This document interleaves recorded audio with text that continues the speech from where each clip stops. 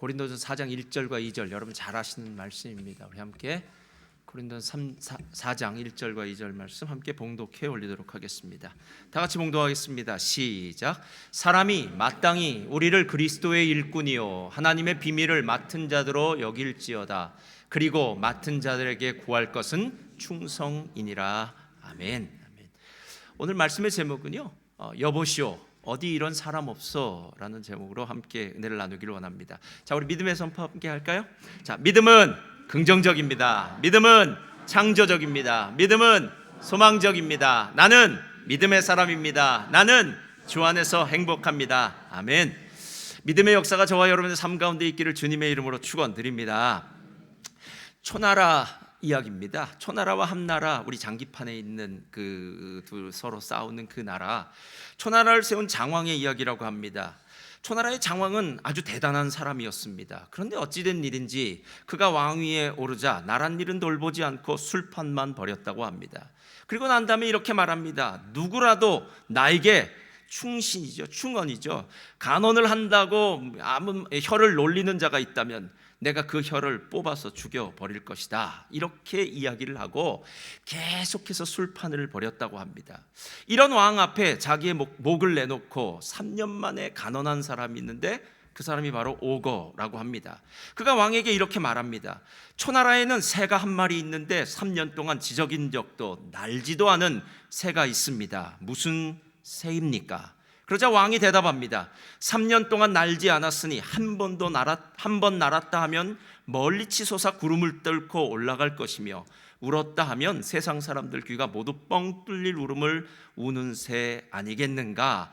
라고 이야기하면서 지금은, 그리고 오늘은 기분이 좋아서 너의 목은 베지 않겠다 라고 이렇게 말합니다.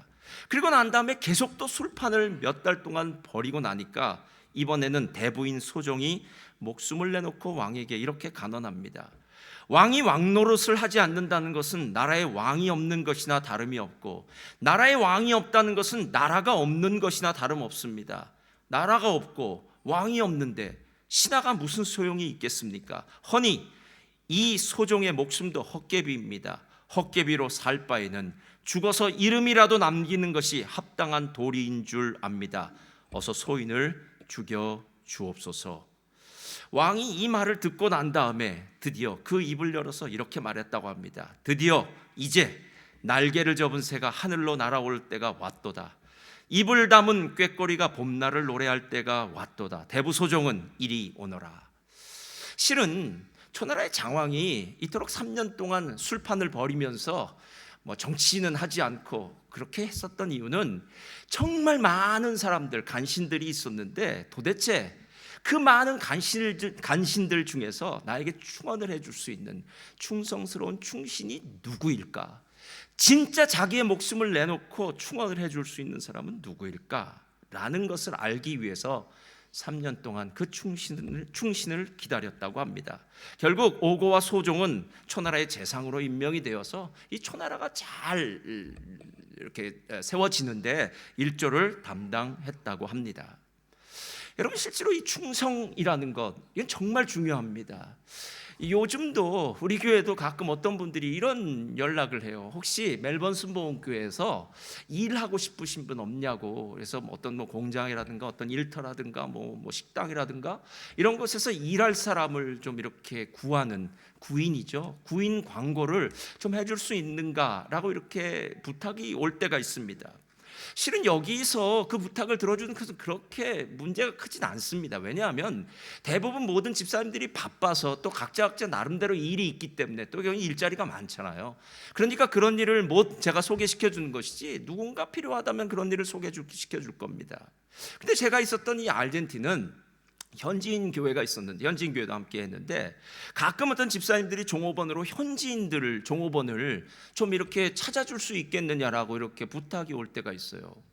그럼 그 마음은 충분히 알지만 저희가 현지인을 이렇게 소개시켜줘서 그 집의 종업원, 그 가게 종업원으로 보내는 게 많이 꺼려집니다. 왜냐하면 그 나라는 노동법이 강해서 이 종업원들이 주인이 잘해줄 건 못해줄 걸 떠나서 그냥 노동청에다 고소를 해버리면 그 고소건으로 말미암아 재판을 오랫동안 해야 되고 나중엔 큰 낭패를 당하기 때문에 누가 정말로 충성된 사람인가, 신실한 사람인가, 아무나 괜히 잘못 소개시켜 줬다가 나중에 큰 낭패를 당하기 때문에 그런 사람들을 소개시켜 주기가 참 힘들었던 그런 경우가 있습니다. 실제로 오늘 우리가 이렇게 이 자리에서 만나보면 다들 좋은 사람 같고 다들 신실하고 충성된 사람처럼 보입니다. 그러나 만약에 누군가 여러분에게 진짜 충성된 사람, 진짜 신실한 사람 한 명 소개시켜 주겠습니까? 라고 물을 때 여러분이 예, 내가 알고 있는 아무개는 진짜 신실하고 진짜 충성된 사람입니다 라고 소개시켜 줄 수 있는 사람이 몇 명이나 있을까요? 실제로 우리는 많은 사람들을 알고 있지만 그 많은 사람들 중에서 신실한 사람을 찾기는 정말 어려운 것, 아마 저 여러분의 삶 가운데 이미 경험한 부분이 아닐까라는 생각이 들었습니다. 고린도전서 4장은 바로 이 신실한 일꾼, 충성된 일꾼에 대한 이야기입니다.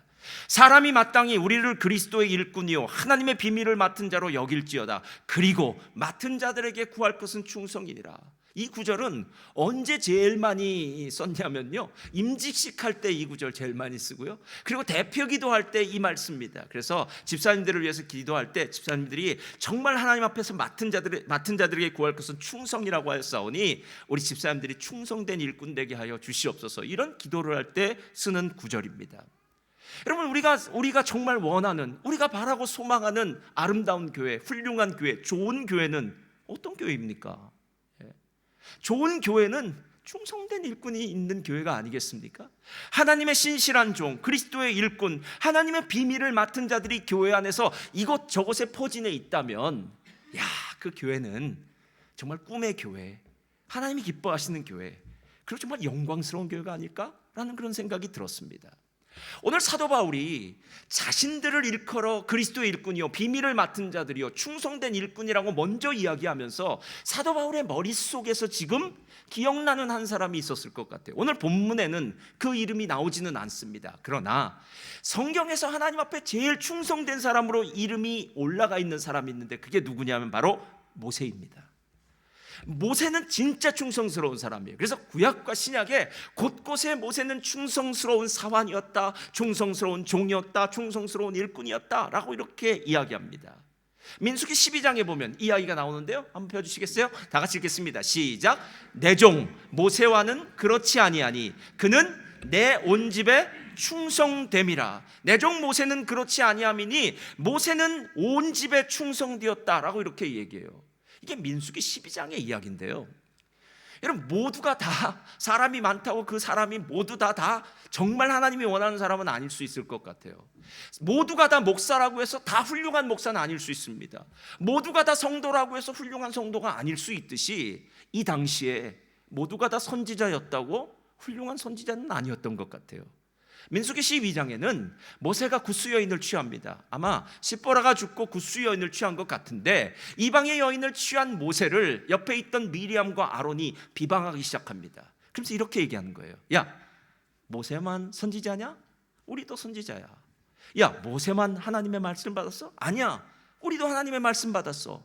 나는 대제사장이야. 미리암은 여선지자거든요. 그러니까 여선지자니까 인구의 반은 남자고 반은 여자일 거 아닙니까? 그러니까 그 많은 여자들의 리더로서 홍해를 건너고 난 다음에 소고를 들고 춤을 추면서 하나님을 찬양했던 사람이 이 미리암이었어요. 그러니까 여성 리더십을 갖고 있는, 우리 교회로 친다면 권사님들 같은 부분이겠죠. 그리고 우리 이 아론은 아마 안수입사님, 장로님들 같은 사람이겠죠.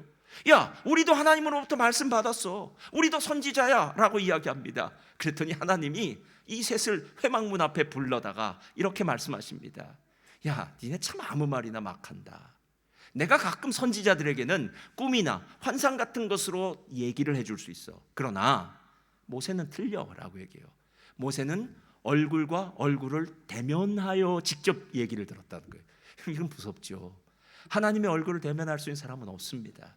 빛이신 영광의 하나님을 대면하면 죄인인 우리는 그 자리에서 사라져버리게 돼요. 죄 있는 자는 하나님 앞에 설 수 없는데 모세는 하나님의 영광을 경험한 사람이고 하나님 앞에 독대할 수 있는 사람, 그러니까 너희들이 함부로 이야기했다고 얘기합니다. 그 일로 말미암아서 미리암은 7일 동안 진 밖으로 나가서 그곳에서 문둥병이 걸렸다가 다시 회복되어지고요, 아론도 그 일로 인해서 책망을 받게 됩니다. 그럼 충성이란 건 무엇일까요? 도대체 하나님이 모세의 어떤 부분을 보면서 이런 충성된 모습에 대해서 얘기할까요? 정말 우리 교회가 좋은 교회가 된다면 그 교회에는 충성된 일꾼이 있어야 됩니다. 어쩌면 제가 충성스러운 목사가 되면 되고요, 성가대가 충성스러운 성가대원이 되면 되고요, 여기 있는 집사님들이 충성스러운 집사님들이 되면 됩니다. 그러니까 우리 모두가 이 충성이라는 단어가 수식어로 붙은 사람이 되면 된다는 겁니다. 저를 따라 하시 바랍니다. 우리 모두가 충성스러운 일꾼이 되어야 합니다.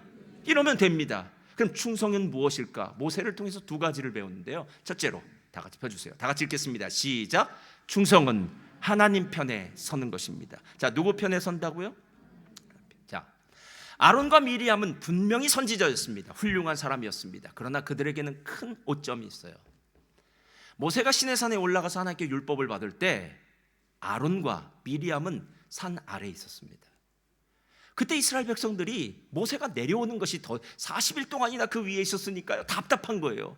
아니, 모세 지금 뭐하고 있냐는 거예요. 우리를 애굽에서 데리고 온 그 사람 모세를 빨리 데려와라. 그리고 하나님, 야, 우리는 어떤 분이 하나님인지 잘 모르니까 좀 하나님의 형상을 좀 만들어 달라 할 때 아론이 이스라엘 백성들의 그 강요와 억압에 의해서 금송아지 우상을 만드는 사건이 벌어져요. 그리고 난 후에 그들이 금송아지 앞에서 큰 절기를 지키는 일이 벌어집니다. 아론은 하나님 편에 서야 되는 대제사장이었는데 금송아지 앞에서 절기를 지키는 잘못된 이방신을 섬기는 그런 사람이 되어버렸다는 거예요. 여러분, 이 충성이라는 것이요, 평범할 때는 안 나타나요. 대개 이렇게 매주마다 별일 없을 때는 어디 그 사람의 충성된 모습이 보이겠습니까? 중요한 것은 정말 어려울 때, 정말 위급할 때, 모든 사람이 지금 뭔가 문제가 있는 것 같아 라고 생각할 때 충성스러운 사람은 딱 결정하죠. 난 하나님 편에 설 거야. 하나님이 뭐라고 말씀하신지 하나님의 음성을 들을 거야. 하나님의 뜻이 나의 뜻이 되기를 원합니다. 할렐루야. 그래서 주기도문에서도 얘기하는 거 아닙니까? 하늘에서 뜻이 이루어진 것처럼 땅에서도 이루어지이다. 여러분, 내 뜻이 이루어진 건 아무 소용이 없어요. 내 기도가 이루어진들 무슨 소용이 있겠습니까? 하나님의 뜻이 이루어져야죠. 하나님의 뜻이 내 삶에 이루어질 때 그때 천국이 임하게 되는 줄 믿습니다. 자, 아론은 그 잘못을 했는데요, 미리암은 더 크진 않지만 잘못을 저질렀어요. 그게 뭐냐면 침묵의 잘못이에요. 미리암은 우상 숭배를 할 때 가만히 함께 동참했어요. 만약에 미리암이 자기의 오빠인, 큰오빠인 아론이 지금 금송아지를 만들고 막 절기를 한다고 술을 마시고 막 난장판을 펴고 있을 때 안 됩니다. 하나님을 섬겨야 됩니다. 우리 모세를 기다려야 됩니다. 이런 식으로 얘기했다면 미리암 정말 하나님 편에 섰었을 것 같아요. 근데 미리암은 침묵 모드로 일관합니다. 히브리어의 충성이라는 아만이라는 단어는요, 신뢰, 충성, 믿음이라는 단어와 함께 지탱한다, 꾸준하다라는 의미도 갖고 있다는 거예요. 그러니까 어느 한순간 하나님 편에 섰다가 그 다음에는 내 마음대로 이쪽 저쪽 왔다 갔다 하다가 다시 하나님 편 쓰는 게 아니라 하나님 편에서 꾸준히 서 있는 것, 이건 미리암이나 아론은 결단코 모세를 따라갈 수 없다라는 거예요. 따라갈 수 없다는 거예요. 예전 교회에 건축을 할 때 이야기예요. 어느 누가 이렇게 얘기하더라고요. 보통 건축을 시작하면 성도들 25%, 4분의 1이나 3분의 1은요 건축 시작하면 나간대요. 왜냐하면 짐이스러우니까요. 건축하면 짐스럽잖아요. 가만히 앉아있는 것도 짐스럽습니다. 왜냐하면 이걸 가만히 앉아 있어야 되는지 말을 해야 되는지 헌금을 해야 되는지, 하여튼 난 조용히 신앙생활하고 싶은데 왜 이런 쓸데없는 일을 해가지고 힘들게 할까라고 생각하면서 한 3분의 1, 25%가 나간대요. 그러다 공정이 75% 맞춰지면요 이상하대요. 사람이 다시 돌아온대요. 그래서 공정이 다 맞춰지면은요 예전 수준으로 다시 도달하고 성전을 건축하고 나면 교회가 부흥하기 시작한다, 이런 속설이 있어요. 이것도 옛날 말입니다. 요즘 이것도 저것도 없어요. 근데 어느 분이 한 명을 전도했답니다. 그래서 우리 교회를 나오기로 이렇게 다 얘기를 했어요. 그래서 다음 주면 이제 우리 교회를 나오려고 결심을 했는데 그분에게 이렇게 얘기했대요. 요즘 우리 교회가 이제 건축을 하려고 그래 라고 말을 딱 던지니까 그분이 교회 안 나오겠다는 거예요. 그리고 난 다음에 다른 교회에 등록했다고 합니다. 그래서 제가 그분에게 얘기했어요. 잘했네요. 아니 우리 교회가 아니라도 다른 교회 등록하면 예수님만 믿으면 되지요 라고 얘기는 해놓고 속으로는 좀 씁쓸하더라고요. 왜 씁쓸하냐면 참, 좀 천천히 그분을 전도하셔서 교회 성전 다 맞춰지고 한 다음에 할걸. 야, 교회 건축한다고 그 말 한마디 듣고 난 싫어 하고 다른 교회 갔다고 하는 그 말을 들어보니까 왠지 내 속에서는 그분의 신앙이 아직 연약하기 때문에, 어리기 때문에 뭐 그럴 수 있겠지만 마음 한구석에는 왠지 좀 빈 것 같은 그런 마음이 들더라는 거예요. 여러분, 좋을 때도 함께 있고 어려울 때도 함께 있고 이 모든 영욕의 시간들, 영광과 치욕의 순간들을 겪고 난 것이 가족이고 겪고 난 것이 공동체가 아닐까요? 실은 저는 이번에 우리 임직자들을 선출하면서 너무나 감사하더라고요. 그 모든 분들이 적어도 5년, 7년, 9년, 10년, 대개 10년 이상 된 분들이더라고요. 여러분, 10년 동안 무슨 일은 없었겠습니까? 사람 시험 드는 일, 서로 성도들 간의 문제, 아니면 내가 생각하기에 교회는 이래 저래라는 여러 가지 일들이 있었음에도 불구하고 그분들이 신실하게 그 자리를 지켰다는 것, 전 그게 너무나 감사하더라고요. 실제로 여러분, 가장 하나님 앞에서 큰 충성심과 신실함은요, 오늘 화가 나고 오늘 문제가 있어도 다음 주에 또 이 자리 지키는 겁니다. 왜? 이 자리가 사람이 만들어 놓은 자리가 아니라 하나님이 계신 자리이기 때문에 나는 내 자리를 지킬 겁니다. 하나님 우리와 함께 하십니다. 이 멜번 순복음교회 함께 하십니다. 저를 따라하시기 바랍니다. 우리 멜번 순복음교회와 함께 계십니다. 여러분, 그래서 우리 교회가 되는 거예요. 우리 교회가 되는 거예요. 내일 일은 신경 쓰지 마세요. 내일은 내 날이 아닙니다. 하나님이 가라고 하면 우리는 천국 교회의 일원이 될 것입니다. 내일 생각하지 마시고 오늘 지금 이 자리에 내가 속한 이 공동체는 하나님이 나에게 주신 축복의 자리다라는 거예요. 이게 신실함이에요. 신실함. 마틴 루터는 종교개혁을 일으키고 난 다음에 얼마나 힘들었는지 모릅니다. 살해 위협을 그토록 많이 당했대요. 왜냐하면 그 당시가 카톨릭 교회였고요, 교황의 그 권력이 무소불위의 권력이죠. 누구도 범접할 수 없는 그 교황의 권력이 있었으니까 얼마나 목숨이 위태로웠겠습니까? 신성 로마 제국의 칼 5세 앞에서 이 마틴 루터가 자기의 신앙을 고백하도록 요구받았습니다. 그러니까 만약에 내가 지금 믿고 있는 이 개신교 신앙을 철회하기만 한다면, 내려놓기만 한다면 넌 아무 일도 없을 거야, 누구도 너를 죽이려고 하지 않을 거야 라는 그런 이야기를 들으면서 그는 신성 로마 제국의 칼 5세 앞에 서서 자기의 신앙을 이렇게 이야기했다고 합니다. 내 양심은 하나님의 말씀의 포로가 되었으니 나는 조금도 철회할 수 없고 그럴 마음도 없습니다. 이것이 제 주장입니다. 이렇게 할 수밖에 없습니다. 오 하나님, 저를 도와주소서. 나는 내가 지금 가진 오직 은혜로, 오직 성경으로, 오직 믿음으로의 이 신앙은 결코 철회할 수 없습니다. 이렇게 했어요. 여러분, 이게 하나님 편에 서는 거 아닐까요? 하나님 편에 좋을 때 서는 거 말고요, 하나님이 의심스럽습니다. 왜 나의 삶에 이렇게 힘들고 어려운 일을 주셨을까? 왜 내 마음에 이렇게 안 들까? 하나님 진짜 살아계실까? 어느 분이 그렇게 얘기하더라고요. 자신이 하나님이 살아있다는 것에 대해서 한 번도 의심한 적이 없대요. 근데 딱 40살이 지나고 났는데 요즘 의심이 들어오더라는 거예요. 그래서 잘했다 그랬습니다. 의심의 언덕과 고개를 넘어가야 돼요. 의심의 파도를 넘어가야 돼요. 여러분, 우리가 믿는 이 믿음은 맹신이 아닙니다. 그냥 예수님 좋아, 예수 믿는 게 좋아, 천국 가면 돼, 이게 아니라 진짜 예수님을 믿는 것이 좋은 것이고 진짜 하나님이 좋으신 분이신 줄 믿습니다. 여러분, 이게 확신이 돼야 될 거 아니에요. 지정의, 우리의 지적으로나 감정으로나 의지적으로 하나님이 얼마나 좋으신지를 안다는 것, 그리고 그 확신 안에서 믿음의 길을 걸어가야 되는 것 아니겠느냐라는 겁니다. 사도 바울은 충성된 일꾼이었습니다. 실은 사도 바울이 지금 우리가 라고 이야기하는 이 1절의 말씀, 그리스도의 일꾼이요 하나님의 비밀을 맡은 자다, 맡은 자들에게 구할 것은 충성이다 라고 하는 말은 사도 바울이 자기를 향해서 얘기하고 있는 부분이에요. 나는 정말 충성스럽게 하나님 앞에서 사역했어 라고 이야기하는 거예요.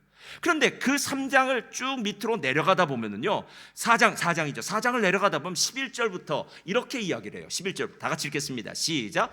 바로 이 시각까지 우리가 줄이고 목마르며 헐벗고 매맞으며 정처가 없고 또 수고하여 친히 손으로 일을 하며 모욕을 당한 즉 축복하고 박해를 받은 즉 참고 비방을 받은 즉 권면하니 우리가 지금까지 세상의 더러운 것과 만물의 찌꺼기 같이 되었도다. 이건 좋은 일입니까? 나쁜 일입니까? 사도 바울이 복음을 전하고 고린도 교회에서 또 자기가 지금 소아시아다, 유럽에서 복음을 전할 때 이토록 힘들었다는 거예요. 근데 이 말을 하는 이유는 한 가지예요. 난 힘들었어도 하나님 편에 서 있어 라는 거예요. 여러분, 왜 자녀들이 부모님을 진짜 사랑할까요? 세상의 모든 사람들이 나를 비난하고 나의 행동에 대해서 뭐라고 얘기할 때 부모님은 내 편에 설 수 있어요.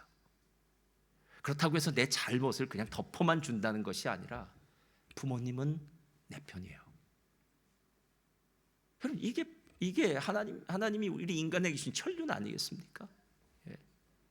실제로 이 신실하다라는 말이 언제 제일 들어가냐면 언약 관계 속에서, 약속한 관계 속에서 신실함이 제일 많이 들었는데, 여러분 결혼할 때 보면 주례 앞에서 이렇게 얘기하잖아요. 주례 목사님이나 주례자가 이렇게 얘기합니다. 신랑 아무개는 기쁠 때나 슬플 때나 건강할 때나 병들었을 때나 어떤 경도를 막론하고 신부 아무개를 사랑하겠는가 이렇게 얘기하고, 두 사람은 죽음이 갈라놓을 때까지 한 법이다 이렇게 얘기해요. 실은 이 이야기는 어떤 말이냐면 이 말이에요. 이 두 사람은 앞으로 하나님 앞에서 살아라 라는 거예요. 여러분 생각해 보세요. 인간적인 눈으로 남편을 한번 바라보세요. 인간적인 눈으로 아내를 바라보세요. 제가 분명하게 말씀드릴 수 있습니다. 옆집 남편이 훨씬 좋습니다. 그리고 다른 집 아내가 훨씬 밥도 잘하고 유순하고 다 해요. 우리 집 사람만 빼고. 우리는 지금 꽝을 뽑은 거라. 그래서 자기가 자기의 눈을 찔러야 된다고 생각해. 내가 지지리도 복도 없지. 그때 엄마가 결혼하지 말라고 할 때 그 말 들어야 됐는데 이런 소리나 하면서, 인간적인 눈으로 보면요 매일 그런 식의 생각만 해요. 여러분, 어떻게 내 마음에 들을 수 있는 사람이 있겠습니까? 그건 거짓말이죠. 그런데 하나님의 편에 서서 보기 시작하면 달라요. 사람은 신뢰의 대상이 아니라 사랑의 대상이란 거 아시잖아요. 부족하고 연약한 걸 덮어주는 대상이지, 나 그 사람 진짜 믿었어. 근데 그 사람 진짜 믿었는데 어떻게 그 사람이 이렇게 뒤통수를 칠 수 있어? 믿는 도끼에 발등 찍힌다고 내가 그 사람한테 크게 발등 찍힌 것 같아. 여러분, 이 얘기는 아무 의미 없는 얘기예요. 사람 믿지 마세요. 성경을 보니까 구약엔 내 품에 있는 아내 말도 듣지 말라고 얘기하더라고요. 믿지 마세요, 여러분. 사람은 사랑의 대상이에요. 사람의 대상. 사도 바울이 하고 있는 부분이 바로 이런 부분입니다. 충성은 하나님 편에 서라는 겁니다. 그래서 이 상황을 분별하고 이 상황을 평가할 때에 내가 지금 하나님 편에 서서 말하고 있는지 아니면 사람 편에 서서 말하고 있는지를 생각해 보라는 거예요. 예전에도 제가 얘기한 것 같네요. 제가 안암동에 살고 있었는데 저희 살던 곳에 조이선교회 건물이 있었어요. 조이선교회는 대학생 선교회예요. 그래서 조이 선교회가 무슨 선교회인지 제가 몰랐어요. 조이는 기쁨 아니에요. 이 선교회는 기쁨의 선교회구나 라는 것만 알고 있었어요. 그런데 거기에는 더 깊은 뜻이 있다 그러더라고요. 조이의 J는 Jesus, O는 others, 그리고 Y는 you. 제일 먼저 예수님부터 생각하고 그 다음에 이웃을 생각하고 그 다음에 널 생각해라. 너의 삶의 우선순위를 예수님 편에 두어라. 이게 조이 선교회의 모토다라고 하더라고요. 여러분, 이게 하나님 편에 서는 거 아니겠습니까? 나는 지금 막 성질이 나요. 막 분노가 나요. 화가 나요. 못 참겠어요. 그때 누가 나에게 이렇게 얘기해요. 하나님의 뜻이 무엇인지 한번 생각해봐. 하나님은 어떤 뜻을 갖고 계실까? 우리 하나님 편에 서서 한번 생각해 볼까? 라고 얘기할 때 그것을 주님의 음성으로 듣고, 맞아, 하나님 편에서 생각해야지. 내 생각이 아니라 하나님의 생각, 하나님의 뜻. What would Jesus do? 예수라면 어떻게 할 것인가? 예수님이라면 어떻게 할 것인가? 여러분, 이게 바로 오늘 충성됨의 가장 기본적이라는 거예요. 충성은 하나님 앞에 서는 것, 하나님 편에 서는 것입니다. 믿으십니까? 아멘. 예. 자, 그런데 충성이라는 말을 할 때는요, 두 가지 의미가 있어요. 하나는 하나님 편에서는 하나님을 향한 충성이 있고, 두 번째는 하나님이 내게 맡겨주신 사명에 대한 충성이 있어요. 자, 둘째로 펴주세요. 다 같이 읽겠습니다. 시작. 충성은 맡겨진 일을 잘하는 것입니다. 자, 하나님 편에 서는 것과 함께 하나님께 맡겨진 일, 이걸 사명이라고 말하는데요, 사명에 대한 충성도 아주 중요한 의미를 갖고 있어요. 자, 제가 말할 테니까 여러분이 속으로 대답해 보세요. 우리의 생명은 누구의 걸까요? 하나님 거죠. 그래서 우리가 함부로 자살할 수 없어요. 하나님이 오라고 하실 때 가십시오. 난 도저히 못 참겠다. 하나님이 참을 수 있는 힘을 주실 줄 믿습니다. 그리스도인의 삶은, 생명은 하나님의 손에 붙들려 있습니다. 그래서 절망하지 않아요. 끝까지 정말 고통스러운 그 자리에도 예수님의 십자가를 생각하면서 참을 수 있어요. 그게 신앙입니다. 그게 신앙이에요. 우리의 생명이 누구 거라고요? 하나님 거예요. 자, 우리 자녀는요, 목사님, 제가 1900 몇십 몇 년도에 결혼을 하고 난 다음에 남편과 합방을 하여서 하나님의 은혜 가운데 우리 가정에 선물을 주셨습니다 라고 얘기한 선물이 바로 하나님이 주신 거예요. 왜?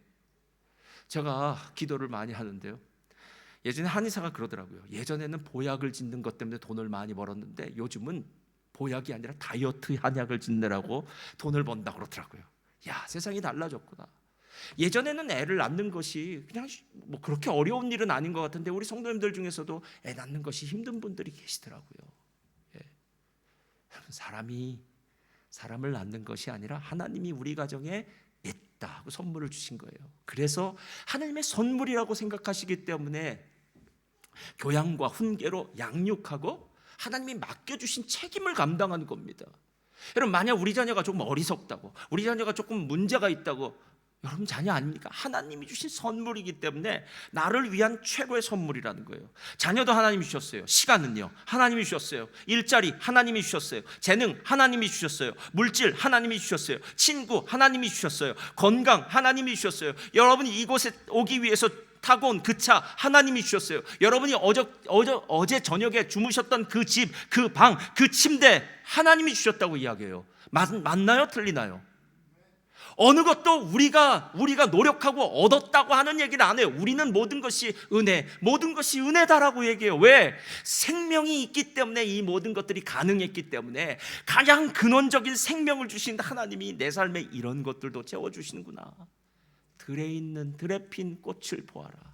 들에 있는 백합을 보아라. 솔로몬이 입은 그 옷도 들에 핀 그 꽃들만큼 못하다라는 거 아닙니까?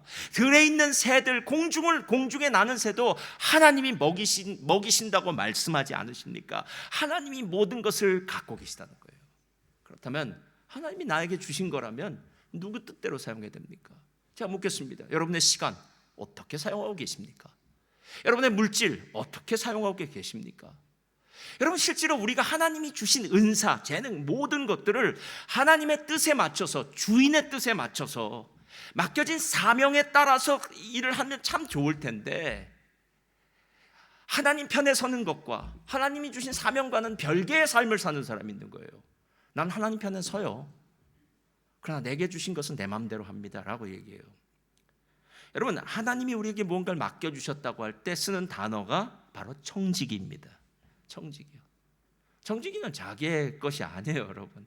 주인의 것을 주인처럼 관리하는 사람이에요. 성경에는 이 청지기에 대한 비유가 몇 번 나와요. 근데 그 중에 중요한 두 가지 비유가 있어요. 하나는 뭐냐 하면, 주인이 먼 곳으로, 먼 타국으로 여행을 가면서 종들에게 얘기합니다. 자, 너희들 열심히 잘 일하고 있어. 내가 갔다 올게 했는데, 오늘 성경 누가복음 12장 45절에 보니까 어떤 종들이 아주 나쁜 종들이 있었나 봐요. 다 같이 읽겠습니다. 시작. 만일 그 종이 마음에 생각하기를 주인이 더디 오리라 하여 남녀 종들을 때리며 먹고 마시고 취하게 되면, 이 나쁜 놈이죠. 근데 이 나쁜 이 종이 그렇게 마음 먹게 된 이유가 있어요. 주인이 어떻게 온다고요? 나한테 시간이 아직 많아. 우리 주인이 지금 먼저 아프리카를 갔기 때문에 적어도 비행기 시간만 이틀을 걸려. 그러니까 주인이 올 때쯤 되면은 주인 앞에서 하는 일 하면 되고, 아직 주인이 천천히 오니까 지금부터 내가 왕이다, 생각하면서 한 멋대로 살았을 거예요. 자기가 때렸다는 거는요, 이건 주인이 해야 되는 일을 지 멋대로 한 거예요. 주인이 다른 종들에 대해서 이렇게 체벌을 할 수도 있고 훈계를 할 수도 있고 디시플린을 할 수 있는 건 주인이 하는 건데, 이 종이 주인 노릇을 막 하고 있는 겁니다. 그리고 난 다음에 먹고 마시고 놀고 하면서 주인이 멀리 떠나가면서 맡겼던 그 일은 하나도 하지 않고 있는 거예요. 지금 이 시대가 왜 정말 흑암의 시대로 흑암의 시대로 들어가고 있는 줄 아세요? 예전엔 요한계시록 마지막 장에 말한 주 예수 그리스도여 속히 오시옵소서, 마라나타 주 예수여 속히 오시옵소서의 속히라는 단어를 1990년대만 해도요 얼마나 많이 이야기했는지 몰라요. 주여 속히 오시옵소서, 속히 오시옵소서. 근데 우리가 2000년이 지나고 난 다음에 지금 2022년 아닙니까? 우리가 다 먹고 살만해진 다음에는요 속히 와달라는 얘기를 안 해요. 주님 천천히 오시옵소서. 그래도 우리 자녀가 대학 마치고 그래도 직장은 들어가는 건 봐야죠. 그리고 좋은 사람과 결혼해서 그래도 손자 손녀 한번 보고 천국에 가야죠. 하여튼 많이 있어요. 많이 있어요. 속히 오시옵소서가 아니라 천천히 오시옵소서라고 얘기하는 것, 그만큼 우리가 세상에 대한 생각들이 너무 많다는 거예요. 사명을 잊어버린 채 세상에 속한 삶. 여러분, 우리 사명자입니다. 내일은 내 날이 아니라는 건요, 오늘이 우리의 마지막 날이 될 수도 있어요. 우리는 내일을 자랑할 수 없는 존재들 아닙니까? 그렇기 때문에 오늘 하루를 하나님이 내게 맡겨주신 사명에 아멘, 내게 맡겨주신 오늘 과제 마쳤습니다 하고 얘기를 해야 된다는 거예요. 이게 첫 번째 비유였어요. 청지기의 또 다른 비유는 달란트 비유예요. 5달란트, 2달란트, 1달란트를 주면서 주인이 말합니다. 가서 장사를 해라라고 얘기해요. 주인이 분명히 얘기해요. 장사해라라고 얘기해요. 장사는 이문을 남기는 거예요. 여러분, 빚지고 장사하지 마시 바랍니다. 맨날 손해본다고 얘기하지 마시 바랍니다. 손해보는 장사는 없어요. 이문을 남겨야 돼요. 이윤을. 그래서 이 5달란트와 2달란트는 열심히 가서 일을 합니다. 아마 우리 집사님들처럼 요즘 열심히 일했을 거예요. 열심히 일할 거예요. 종업원들 요즘 구하기 힘든데 그 정말 주방에서 아니면 홀에서 열심히 일하고, 아이고 정말요 뭐 일하는데 너무 열심히 일했을 거예요. 그래서 5달란트 2달란트를 남겼어요. 근데 1달란트 가진 자는 야 이건 내 것도 아닌데 뭐 하고 어디다 수건에 써서 어디다 숨겨놨다가 주인이 왔을 때 한 날 줬습니다. 자, 근데 이 악한 종은 주인이 뭐라고 얘기하면 이 악한 종을 바깥 어두운 데다가 내어놓으라. 그곳에서 슬피 울며 이를 갈미 있으리라 라고 얘기해요. 이 종은 이름은 청직인데 삶은 청직의 삶을 살지 않았어. 사명 감당하지 않았다는 얘기죠. 사명을. 여러분, 세상에 제일 무서운 게 사명이에요. 만약에 이 마이크가 지금은 이렇게 잘 펑션이 돼요. 근데 갑자기 이 마이크가 안 나오기 시작합니다. 근데 안 나오는 이유를 봤더니 고장이 났답니다. 그 다음 둘 중 하나를 하겠죠. 고치든지 안 고치면 버리든지. 아니, 세상에 있는 물건은 사명을 감당할 때까지는, 쓸모 있을 때까지는 사용되어져요. 그래서 쓸모가 없어지면 용도 폐기해버려요. 사람은요, 저는 사람을 용도 폐기한다라는 말은 그건 잘못된 말이라고 생각해요. 그러나 하나님이 처음 우리를 만드실 때 하나님이 생각했던, 하나님이 나에게 주신 사명은 감당해야 될 거 아닙니까, 여러분? 생명이 붙어있는 한. 그 사명이 무엇인지는 각 사람마다 틀려요. 저는 실은 교회 안에서의 여러분의 모습이 아니라 제 기도할 때는 여러분이 지금 일하고 있는 직장에서, 우리 집사님들 중에 병원에서 일하시는 집사님들도 많고 다 많으니까 제발 일하실 때 옆에 주변의 사람들한테 야, 역시 순복음교회 교인은 달라. 순복음교회 교회는 역시 정직해. 순복음교회 교회는 역시 일 잘해. 사람이 있건 없건 할 것 없이 참 신실해 라는 말을 들었으면 여러분 사명 감당한 겁니다. 주님의 이름이 여러분 때문에 먹칠당하지 않고 주님의 이름이 여러분 때문에 영광 받으신다면 할렐루야, 그게 진짜 하나님이 기뻐하시는 사명을 감당하는 거라는 거예요. 근데 그 사명을 감당하는 것, 그것이 우리의 삶 가운데 진짜 있느냐 없느냐는 것, 이것이 바로 오늘 충성스러운 일꾼의 삶이라는 거예요. 장자를 보면은 사람의 마음이 충성스러운지 그렇지 않은지를 8가지의 방법으로 이렇게 시험을 해볼 수 있다고 하더라고요. 한번 잘 들어보세요. 첫째로, 먼 곳에 심부름을 보내서 그 사람이 얼마나 충성심이 있는지를 알아보아라. 먼 곳에 심부름을 보내면 안다는 거예요. 먼 곳이라는 거는 힘든 곳에 보내는 거예요. 힘든 일을 시켜보면 이 사람이 얼마나 충성스러운지 안 충성스러운지를 알아요. 두 번째, 가까이에 두어서 그 사람이 진짜 공경심이 있는지를 살펴보래요. 가까이에 있으면 다 보여요, 여러분. 다 보여요. 세 번째, 번거로운 일을 시켜서 그 사람의 재능을 살펴보래요. 자, 번거로운 일이란 건요, 내가 계속해서 했던 일에 대해서는요, 이게 경험과 노하우가 있어요. 근데 조금 번거로운 일, 나와 뭐 잘 안 맞는 일, 그때 어떤 재능을 갖고 있는가를 알 수 있답니다. 넷째로, 느닷없는 질문을 던져서 그 사람의 지혜를 살펴보래요.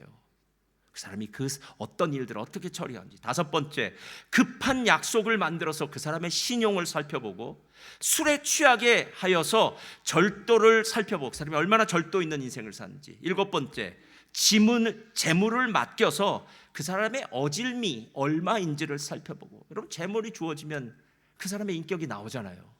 재물이 있기 때문에 교만해질 수도 있죠. 그런데 재물을 가지고도 어진 사람이 될 수 있다는 거, 이걸 살펴볼 수 있대요. 그리고 마지막엔 남녀를 섞여 있게 하여 그 사람의 정조를 살펴보아라, 이렇게 얘기합니다. 그러니까 이 말은 무슨 말이냐면, 충성심을 시험해 보지 않고는 절대로 충성스러운지 아닌지는 모른다라는 거예요. 그래서 여러분, 가게에 종업원을 쓸 때라든가 사람을 구할 때 여러분 처음부터 그냥 쓰나요? 아니죠. 기간을 갖죠. 수습 기간을 갖죠. 이 사람이 진짜 이 일에 맞는 사람인지, 이 일에 잘 성품이 맞는지, 다른 사람들과의 잘 맞는지를 살펴보고 난 다음에 그 사람을 정직원으로 쓰지 않겠습니까? 실은 여기서 말하고 있는 이 장자의 이야기는요, 제가 한 구절로 딱 요약한다면 잠언 25장 13절의 말씀과 딱 맞아요. 이 표준 세번역으로 읽어볼게요. 자, 다 같이 읽겠습니다. 시작. 믿음직한 심부름꾼은 그를 보낸 주인에게는 무더운 추수 때의 시원한 냉수와 같아서 그 주인의 마음을 시원하게 해준다. 이거예요, 한 절로. 그러니까 하나님의 마음이 우리 때문에 시원한 거예요. 내가 왜 이 멜번스 모험교회를 그토록 아끼고 살아간 줄 알아? 너 때문이야.